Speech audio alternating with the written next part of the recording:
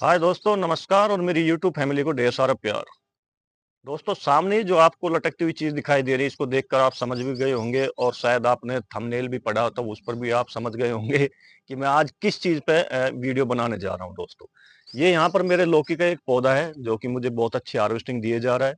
इस भीषण गर्मी के अंदर भी, जहाँ मई का महीना खत्म होने को आ गया है, बिल्कुल एक दो दिन बच गए हैं, उस दौरान भी आप देख सकते हैं कितनी अच्छे रूप के अंदर मुझे लौकी की हार्वेस्टिंग लगातार कंटिन्यू मिल रही है। दोस्तों, आप देखिए लौकी कितनी सुंदर रूप के अंदर लौकी चल रही है दोस्तों, है ना।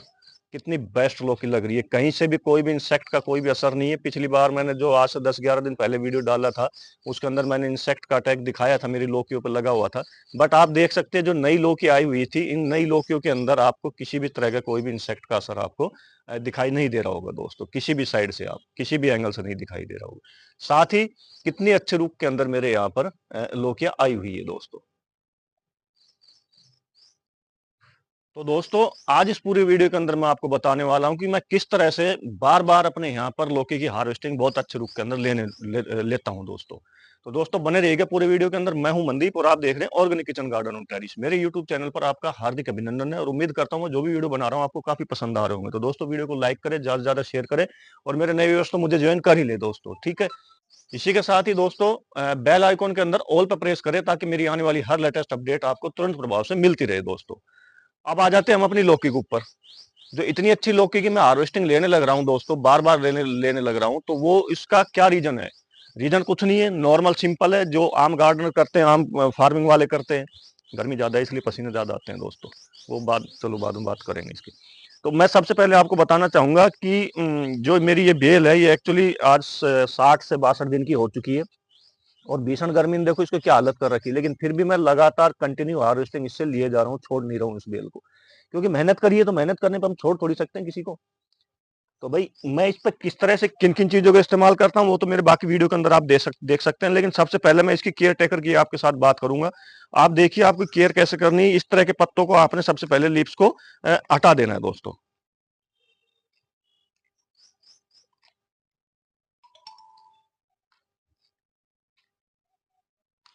इस तरह के जो भी लीव्स हो रहे हैं इनको आपने यहाँ से रिमूव कर देना है, क्योंकि ये लीव्स, इनकी कोई वैल्यू नहीं है। ये बिना मतलब का न्यूट्रिशन अब हम जो डालेंगे वो न्यूट्रिशन ये लेते रहेंगे दोस्तों। और हमारी जो बेल है, जो हमारी शाखाएं, जो नई शाखाएं निकलने लग रही है, इस तरह देखो आप, मैं इसका भी रीजन बताऊंगा आपको। और साथ में इन फलों का साइज जो बढ़ना चाहिए, अभी ये थोड़ा और बढ़ेगा अप्रोक्सीमेटली। मैं तो अभी इनको उतारने के मूड में हूँ क्योंकि अभी गर्मी ज्यादा है और इनके अंदर बीज बन जाएगा, बट अभी इनका साइज देखकर लगता नहीं है कि इनके अंदर बीज बनेगा। ये अभी और लंबे चलेंगी थोड़ी सी दोस्तों। ये अप्रोक्सीमेटली इतनी हो जाएगी, सवा या डेढ़ सवा फुट तक की मैं इसकी करूंगा इन तीनों को। तो तब तक मैं इसके अंदर और अभी जो फर्टिलाइजर डालूंगा उसका भी मैं आपको बताऊंगा दोस्तों। इससे पहले जो मैं आपको कार्रवाई कर रहा हूँ इसको आपको गहनता से देखनी चाहिए कि इस तरह से जो भी हो जाता है इनको आपने हटा देना है। नई ब्रांच जो निकलने लग रही है उनको आपने छोड़ देना है, उनको आपने टच नहीं करना है। और इस तरह जो पुरानी ब्रांच लीव्स हो चुकी है, जो कि हमारे पौधे के अंदर फंगस होने की संभावना को बढ़ाएगी, तो हमें इसको हटा देना है दोस्तों। पुरानी ब्रांच अगर कोई खराब हो रही है तो उस ब्रांच को भी आपने वहां से रिमूव कर देना है। जैसे मैं इसको रिमूव कर रहा हूँ, ये बिना मतलब अब पूरा न्यूट्रिशन जो हम डालेंगे उसको पूरा ये खींचने की कोशिश करेगी दोस्तों। इस तरह से दोस्तों हमें ये जो फालतू की जो हमारी पत्तियां थी, जो कि पीली हो चुकी है, जो खराब हो चुकी है, जो सड़ चुकी है, गल चुकी है, इनको हमें रिमूव कर देना है ताकि इनके अंदर न्यूट्रिशन ना जाए, ये फालतू का न्यूट्रिशन ना खींचे दोस्तों, ठीक है। ये यहाँ पर मैं बताना चाहूंगा, ये कोई रोग नहीं है, ये गर्मी की वजह से हुआ है। जो हीट वेव चली थी, इस हीट वेव की वजह से हुआ है। इस हीट वेव का मुझे कितना नुकसान हुआ ये आपको बताना चाहूंगा। देखो ये आप अभी 10 दिन पहले जो मैंने डाले हुए थे लौकी का वीडियो, उसके अंदर देखना आपने, इसमें भी एक लौकी का पौधा था, इसमें भी लौकी का पौधा था और उसमें भी लौकी का पौधा था। ये तीनों में लौकी के पौधे थे और बहुत अच्छे चल रहे थे। बट हीट वेव्स इतनी तेज चली कि ये तीनों पौधे जल गए। इसको मैंने बचाना बहुत जरूरी समझा क्योंकि इसके अंदर फ्रूटिंग लगी हुई थी दोस्तों। इसके अंदर फ्रूटिंग होने के कारण मैंने इसके ऊपर पूरा फोकस कर दिया और उन तीनों को मैं नहीं बचा पाया। उन तीनों काफी हीट वेव का उन पर काफी असर हो गया था, तो मैं उनको नहीं इनके लाइफ साइकिल को नहीं कंप्लीट करा पाया। बट इनके अंदर क्या फ्रूटिंग होनी शुरू हो गई थी, फ्रूट बन चुके थे। तो मैंने पूरा फोकस इस बेल के ऊपर रखा दोस्तों। अब आ जाइए, मैं आपको बताता हूँ कि इसके अंदर हमें क्या क्या यूज में लेना है, ताकि मैं इन फ्रूटों का साइज भी बढ़ा सकूं।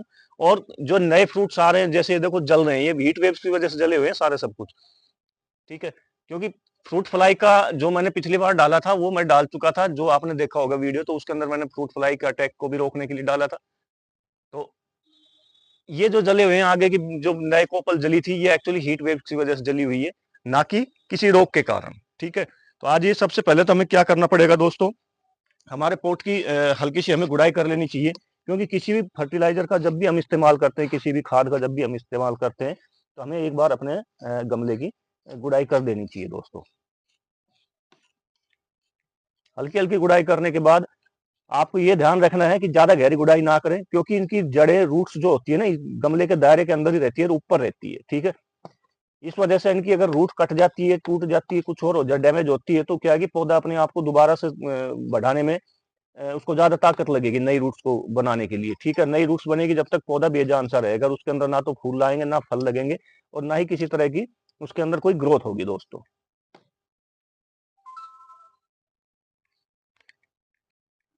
अभी दोस्तों मैं आपको बताता हूँ ये काला पानी क्या चीज है, ठीक है। इसी के साथ मैं एक चीज और इस्तेमाल में लेना चाहूंगा, वो भी मैं आपको बताऊंगा।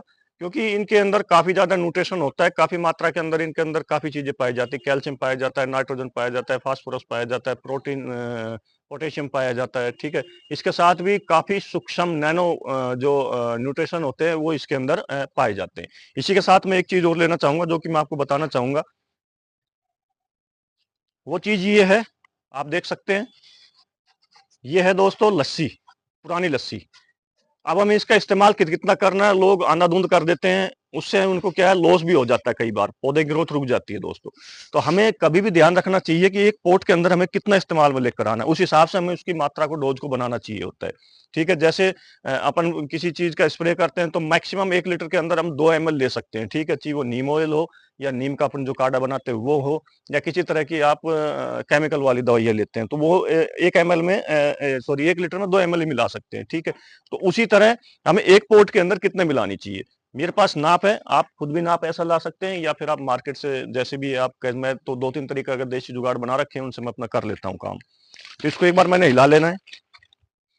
आप इसमें ताजा भी ले सकते हैं, और आपके पास पुरानी हो तो पुरानी भी चलेगी दोस्तों। ये 25 ml का मेरा नाप है, और पूरा मैं एक बार 25 ml इसमें लूंगा, और ये 1 लीटर पानी के अंदर डाल दूंगा दोस्तों। इसी के साथ दोस्तों आप देख सकते हैं, जो काला काला सा ये एक्चुअली क्या है, मेरे जो यूज की हुई, इस्तेमाल की हुई चाय पत्ती होती है, ये उसका बनाया हुआ लिक्विड है, जो कि लिक्विड फर्टिलाइजर है, जो कि बहुत बेस्ट होता है हमारे पौधों के लिए। इसमें नाइट्रोजन, कैल्शियम, काफी चीजें होती है। जैसे लस्सी के अंदर कैल्शियम की मात्रा ज्यादा होती है, उसी तरह इसके अंदर नाइट्रोजन की, फास्फोरस, पोटेशियम की मात्रा ज्यादा होती है। तो हमें इसका वही सेम फार्मूला लेना है। इसका बनाया कैसे जाता है, ये मैं इसका डिस्क्रिप्शन के अंदर इसका लिंक डाल दूंगा। इस्तेमाल की हुई चाय पत्ती से कैसे बनाए, 2 तरीके का इसका वो बनता है फर्टिलाइजर, एक बनता है पाउडर फॉर्म में, एक बनता है लिक्विड फॉर्म में। तो मैं दोनों तरीके का आपको बता दूं, इसके अंदर डिस्क्रिप्शन में डाल दूंगा, आप वहां से वॉच कर सकते हैं दोस्तों। वही 25 ml इसमें लूंगा, दोनों कुल मिला के 50 ml हो जाएंगे दोस्तों।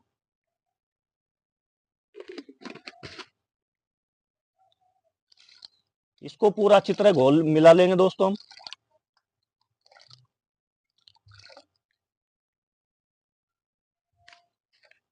मिलाने के बाद हम दोस्तों इस गमले के अंदर साइडों में डाल देंगे दोस्तों। साइडों में किस लिए डाल देंगे, क्योंकि जो रूट्स की नोक होती है आगे वाली, वो गमलों की साइडों के अंदर ज्यादा मिलती है।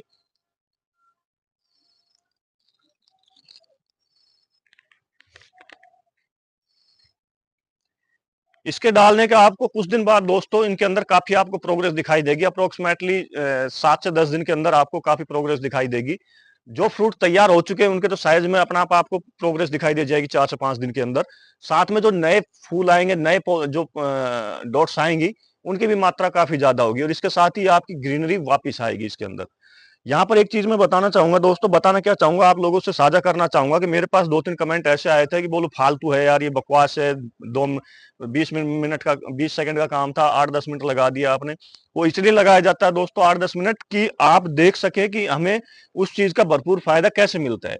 अगर मैं आपको बता दूं कि ये डायरेक्ट इसको डाल दो और आपको फायदा मिल जाएगा, आप कहोगे, फिर कमेंट करोगे हमें फायदा मिला नहीं, क्योंकि आपने तो खरपतवार खड़ी कर रखी थी इसके अंदर। ठीक है, इस तरह के पत्ते आपने लगा रखे थे जो कि आपने हटाना उचित नहीं समझा। हमेशा ऑर्गेनिक चीजों का जब हम इस्तेमाल करते हैं तो ये चीजें हमारे लिए जरूरी हो जाती है, ताकि हमारे पौधे को बेस्ट भरपूर न्यूट्रिशन मिले। अन्यथा हम केमिकल का इस्तेमाल करें तो उसमें कोई दिक्कत नहीं है, घर खरपतवार खड़ी है तो खड़ी रहेगी, कोई दिक्कत नहीं है, उसमें हम डाल देते हैं। केमिकल का नाम ही होता है भाई ये फलानी दवाई है, इसको डालो, ये करो, बट उसका रिजल्ट हमें खुद को, शरीर को भुगतना पड़ता है। तो ऑर्गेनिक चीजें जो डाली जाती है हमारे पौधे के अंदर, तो उसमें जैसे देसी दवाई खाई जाती है उसके अंदर परहेज बताए जाते हैं, है ना। आपको मैं यहाँ बताना चाहूंगा एग्जाम्पल के तौर पर, जैसे हम देसी दवाई का इस्तेमाल करते हैं, जैसे हमारे पुराने टाइम में आयुर्वेद से चलता आ रहा है, तो उसके अंदर क्या परहेज पहले बताए जाते हैं। ठीक है, तो ये एक तरह से परहेज है जो ये डाली जाती है, तो उनको किस तरह से उसका भरपूर फायदा हमारे पौधों को मिले, ये चीजें वो होती है। तो इसलिए वीडियो थोड़ा लंबा बनता है। तो आप लोगों को इस तरह का कमेंट आप कर सकते हैं, वेलकम है मेरे चैनल पर आपका, लेकिन आपको बात की गहराई को समझना चाहिए होता है हमेशा। ठीक है दोस्तों, मिलते हैं नए वीडियो में नई जानकारी के साथ, तब तक के लिए आप सबको जय हिंद जय भारत दोस्तों।